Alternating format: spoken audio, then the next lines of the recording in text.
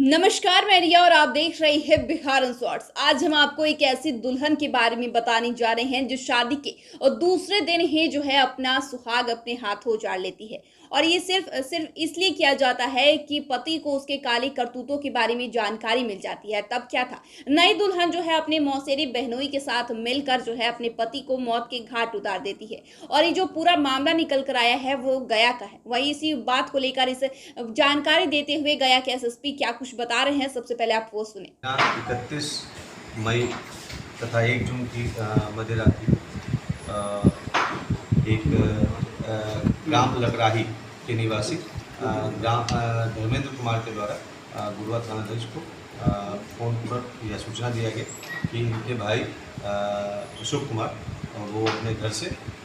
Missing हैं और उनके द्वारा ये कहा गया था कि वो अपने दोस्त से मिलकर आ रहे हैं, परंतु अभी तक वो घर नहीं लौटे। इस सूचना पर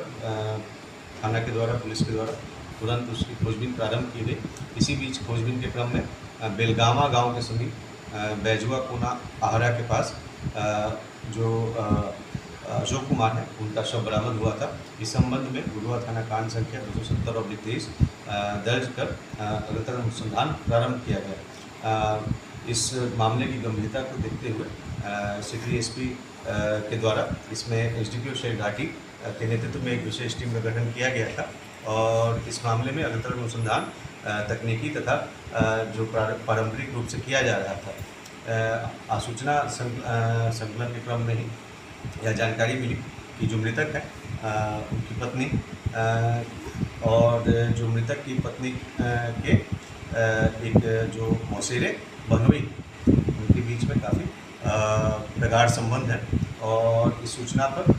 इस संबंध में अग्रतर जांच किया जा रहा था, परंतु इसी क्रम में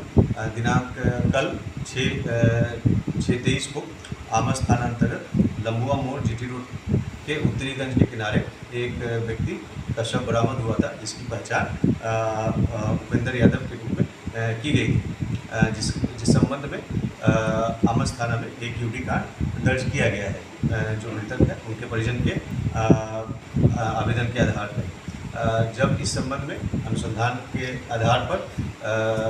जो मृतक की पत्नी को उससे पूछताछ किया गया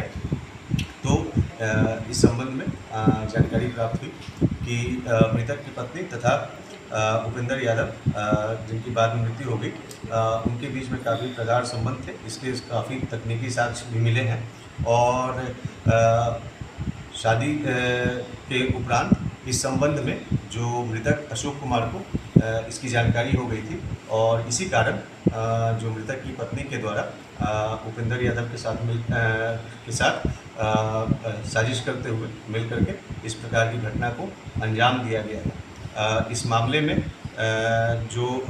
मृतक अशोक कुमार की शादी इनसे 29/5/23 को ही हुई थी, लेकिन काफ़ी सारे जो अवैध संबंध के बारे में जब जानकारी प्राप्त हुई तो इस प्रकार की घटना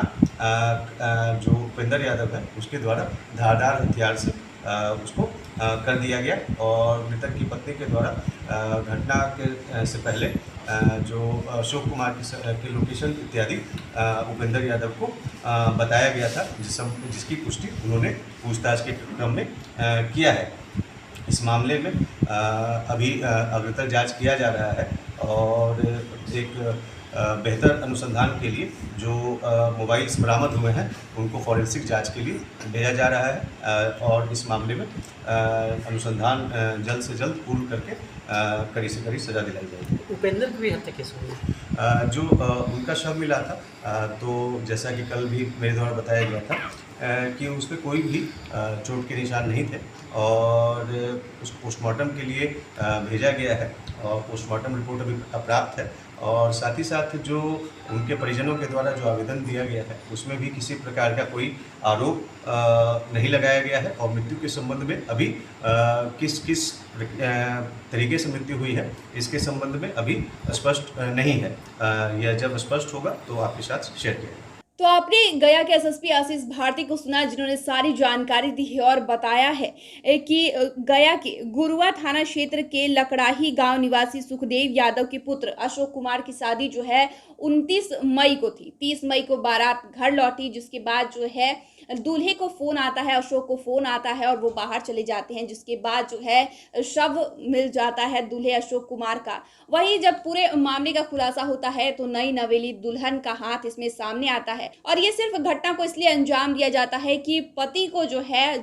पता चल जाता है कि उसकी पत्नी का जो अवैध संबंध है वो उसके मौसेरे जीजा के साथ चल रहा है, और इसी को छुपाने के लिए जो है पत्नी अपने मौसेरे जीजा के साथ मिलकर इस तरह की घटना को अंजाम देती है, अपने पति को मौत के घाट उतरवा देती है। लेकिन ताज्जुब तो तब हो जाता है जब मौसेरे बहनोई की भी हत्या हो जाती है, उसके शव को भी जो है पुलिस बरामद करती है और इस पूरे मामले का खुलासा भी हो चुका है और आगे की कार्रवाई में पुलिस फिलहाल जुटी हुई है। तो फिलहाल के लिए इतना ही। चैनल को सब्सक्राइब कर ले, फेसबुक पेज को लाइक कर ले। वीडियो देखने के लिए आपका